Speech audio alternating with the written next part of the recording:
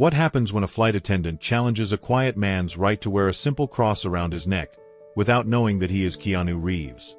What began as a subtle act of judgment over a silver crucifix quickly escalated into a powerful moment that shook the entire flight, leaving an unforgettable impact by the time they landed. And before we take off, let us know where you're tuning in from. We love seeing your reactions. The main hall of Los Angeles International Airport was alive with its familiar chaos. Travelers bustled in every direction. Families and solo adventurers hurried along the concourses, children tugged their vibrant rolling bags, and business executives tapped away on their smartphones while periodically glancing up at the flight boards.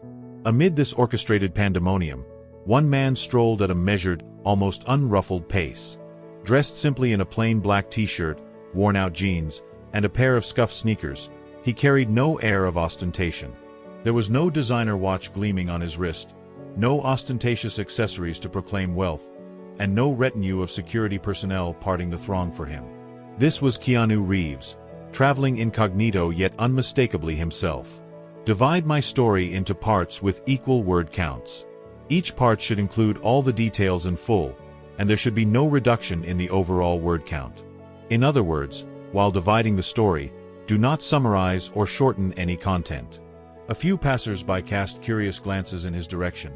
There was a brief moment when eyes seemed to flicker with recognition, and uncertainty as to whether it was truly him. Yet, most were unaware of his celebrity. He blended into the crowd like any other traveler, perhaps even one whose calm presence seemed slightly out of place in such a polished and frenetic environment. However, one small detail immediately caught the eye of those who looked closer. Around his neck hung a modest silver crucifix. It was neither ostentatious nor overbearing in size, but its gentle glint under the harsh airport lights suggested a presence far beyond its physical dimensions. It was a subtle emblem that carried with it a weight of history and personal meaning. With a purposeful gait, Keanu made his way to the first-class gate. As he stepped into the priority line, he nonchalantly handed over his boarding pass to the flight attendant on duty. His name was clearly printed on the pass, a detail that would normally prompt recognition. However, the attendant before him, Carla, possessed a polished posture, an impeccably neat uniform, and an assured gaze that briefly betrayed uncertainty. "Sir," she began after glancing at his ticket, "I believe you're at the wrong gate. This line is reserved for first-class passengers." Unperturbed, Keanu offered a calm smile and replied, "I'm at the right gate." Carla rechecked his ticket, and although it was perfectly legitimate and bore his name, her initial impression had been clouded by his unassuming appearance. In her experience, the typical first-class traveler was styled differently, one who might sport designer accessories or a more refined aura. Keanu's plain attire and the absence of celebrity flamboyance did not fit that profile. Even after confirming his identity, a silent bias seemed to linger as she allowed him to proceed, though her eyes continued to follow him with an undercurrent of unease. Keanu then continued along the corridor, stepping into the first-class cabin with an air of quiet familiarity, as if he had done this many times before. He moved slowly toward his seat, never altering the unhurried rhythm of his walk.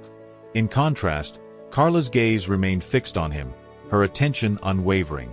Something about his demeanor, and perhaps the way the small crucifix rested unobtrusively on his chest, stirred a mix of discomfort and confusion in her. As he adjusted his seat belt, the crucifix became fully visible, its gentle gleam catching the light and, with it, drawing even more of her scrutiny. In that moment, Carla's expression shifted subtly. She paused, as if caught in a moment of internal conflict, her eyes briefly locked on the tiny symbol that Keanu wore. A flash of tension passed across her face, and she stepped forward with deliberate, almost rehearsed steps. The controlled poise she had so carefully cultivated began to show signs of strain. Although she permitted him to board, the sight of the crucifix altered her demeanor dramatically. With stiff, purposeful strides, she followed him to his seat, her face set in a mask of determination and unease. Inside the cabin, the environment was a study in contrasts. The first-class area exuded a quiet luxury, air-conditioned to perfection, the lights dimmed just enough to suggest comfort without succumbing to drowsiness, and seats that offered both privacy and opulence. As the aircraft ascended steadily into the sky, the view outside became a blur of drifting clouds and sunlit rooftops. Within this refined space, Keanu sat silently in his assigned seat.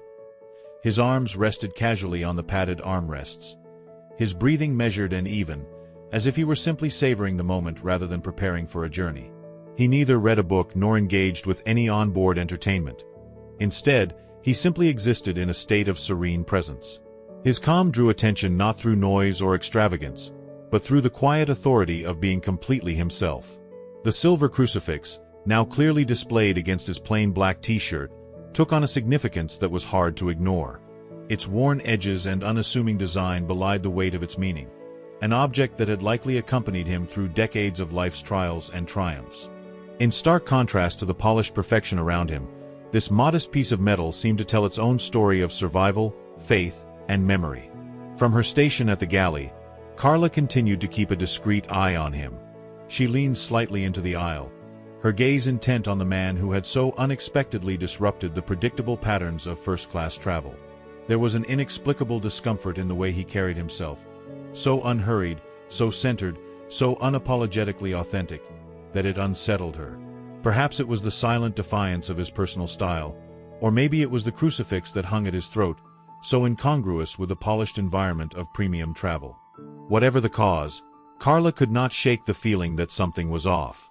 Only moments later, her professional composure reasserted itself. Stepping deliberately toward Keanu, she maintained a measured, calm tone as she spoke. "Sir," she said softly, "I'd like to remind you that we have specific policies regarding the display of overt religious symbolism in shared spaces, especially within this cabin. We ask all passengers to exercise discretion in their personal expressions." Keanu turned toward her slowly, his expression remaining inscrutable as he regarded her words. "I'm sorry," he replied evenly. "Have I violated a rule?" His voice carried neither anger nor haste. It was measured, steady, and unyielding. Carla's eyes narrowed ever so slightly as she explained further. "It's not a matter of breaking rules per se," she said, "but rather one of maintaining a neutral environment. Some passengers might find overt symbols divisive, and we strive to keep the space free from potential discomfort." She gestured vaguely toward the small silver crucifix, as if it were a potential hazard to the delicate balance of the cabin's atmosphere. Keanu's response was gentle yet firm. "This crucifix is not a fashion statement," he stated calmly. "It is not meant to provoke or challenge anyone's beliefs. It is simply an integral part of who I am." Carla, ever the professional, forced a smile designed to diffuse rather than to engage, and continued, "Of course, we respect your right to personal expression. We are merely asking that all passengers keep such expressions discreet, particularly in premium cabins where our guests expect a certain atmosphere." There was an undeniable passive-aggressive note in her tone, a subtle reminder of the policies that governed her every action. At that moment, a man seated a few rows back removed one earbud, his curiosity piqued. A passenger across the aisle leaned in, and discreet cameras began to appear. The atmosphere shifted imperceptibly, as if the cabin itself was attuning to the undercurrent of tension that now permeated the space. Carla, sensing that her authority was being challenged, tried to reassert control. "If you refuse to comply," she said with a hint of sternness, "I will have to escalate this matter to the captain." Keanu's eyes met hers, and in that silent exchange, he projected a quiet strength that spoke louder than any raised voice. "Call whoever you need to," he said softly, "but understand this. The issue here is not what is on my chest, it is what is reflected in your eyes." His words, delivered in a tone of calm inevitability, hung in the air like a challenge. In that instant, the cabin fell into a heavy silence, a stillness that seemed to engulf every passenger, as if the weight of the truth had suddenly settled over the entire plane. Carla's professional mask faltered for just a moment, revealing a flicker of frustration and disbelief. It was as though she had been forced to confront an uncomfortable truth, that her actions had been driven not solely by the need to enforce policy, but by her own inner discomfort. Regaining her composure as quickly as she could, she continued in her measured tone, "I have received several comments from other passengers. Some have expressed that they feel uneasy. Our goal is to create an environment where everyone feels comfortable." Keanu leaned forward slightly, his gaze steady, and asked quietly, "And what if I told you that a symbol of faith is not meant to cause discomfort?" Carla hesitated, momentarily at a loss for words. "Imagine if everyone were to wear political pins, religious signs, or ideological slogans," she replied carefully, It would likely create division in a space meant for unity. Keanu's response was measured and thoughtful. Perhaps then, the issue is not the symbol itself, but the feelings that people have been conditioned to associate with it.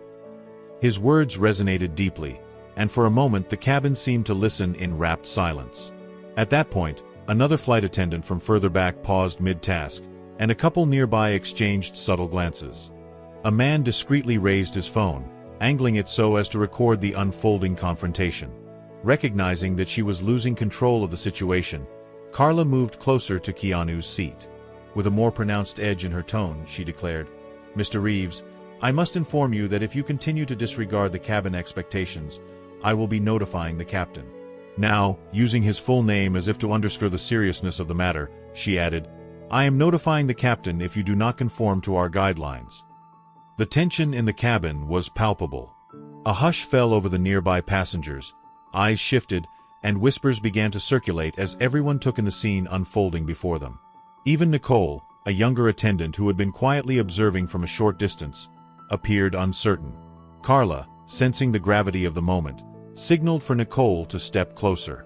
"Nicole," she said in a controlled but firm tone, "I need you to be clear with me.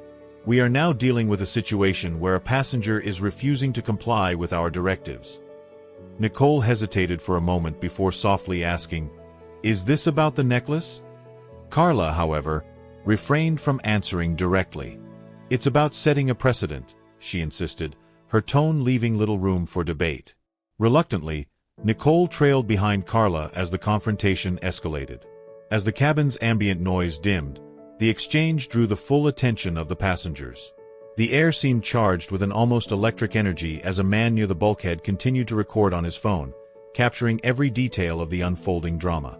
Meanwhile, Carla's posture grew increasingly rigid as she continued to press her case. "I will have to notify the captain," she repeated, her voice rising imperceptibly, "if you refuse to cooperate with our cabin expectations." At that precise moment, a calm authority began to fill the space. The cockpit door opened quietly, and Captain Morales stepped forward. In his mid-50s, his face bore the marks of many years of experience, a combination of weathered features and a gentle kindness that belied the power of his command. Moving through the aisle with purposeful ease, he approached Carla, who now seemed visibly rattled. "Mr. Reeves," Captain Morales addressed Keanu in a calm, measured tone, "I understand there has been some disagreement regarding our cabin policies. I would like to hear your side of the story." Keanu regarded the captain with his usual serene composure. "Your attendant asked me to conceal this," he explained as he lightly touched the silver crucifix. "But I told her that this necklace has been a part of my life for many years. It is not a symbol of provocation or ideology. It is a reminder of my faith and of the survival it has afforded me in times of darkness."